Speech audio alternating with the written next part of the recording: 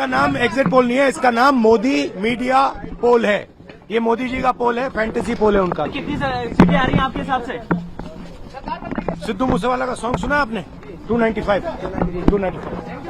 देखिए, राजनीतिक विवशताओं के कारण शायद से राहुल गांधी जी को एक सिलेक्टिव मेमोरी लॉस हो रहा है। तो यंग युवा जो 20 से 30 साल के बीच में देश का कोना कोना घूमता है और एक देश की जनता के सामने एक अपना एक्यूरेट प्रोफेशनल एस्टिमेट लाने की कोशिश करता है। सही या गलत हो सकता है, बट उसकी प्रोफेशनल इंटेग्रिटी पे बिना कोई फैक्ट्स और फिगर्स पे सवाल उठाना मेरे हिसाब से काफ़ी दुर्भाग्यपूर्ण है। जो हमने ज़मीन पे देखा वही हमने जैसे पिछले 40 चुनाव के अंदर हमने देखा था उसी तरीके से भी हमने पाया। देखिए, राजनीतिक विवशताओं के कारण शायद से राहुल गांधी जी को एक सिलेक्टिव मेमोरी लॉस हो रहा है, क्योंकि तेलंगाना असेंबली इलेक्शंस के जब एग्जिट पोल्स आए थे तब उनके इस वक्त के चीफ मिनिस्टर और उस वक्त सीएम डेजिग्नेट ने हर टीवी चैनल में आकर इंटरव्यू दिया था और कहा था कि हमारी पार्टी एग्जिट पोल्स को देखकर बहुत ज़्यादा एक्साइटेड है और हम अपने कार्यकर्ताओं को कहेंगे कि पोलिंग बूथ पे प्रेजेंट रहें, क्योंकि उस वक्त हर exit poll including our exit poll ये कह रहा था कि कांग्रेस पार्टी जो है वो तेलंगाना के अंदर सरकार बनाएगी।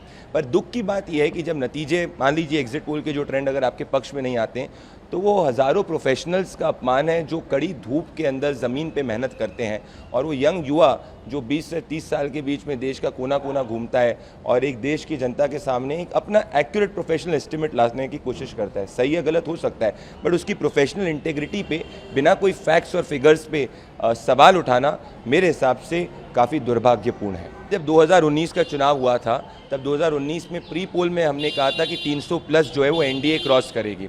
ऐसी स्थिति के अंदर उस वक्त भी 3 महीने तक हमको गालियां पड़ी थी, पर वो एग्जिट पोल के नतीजे मई में फिर सही साबित हुए थे।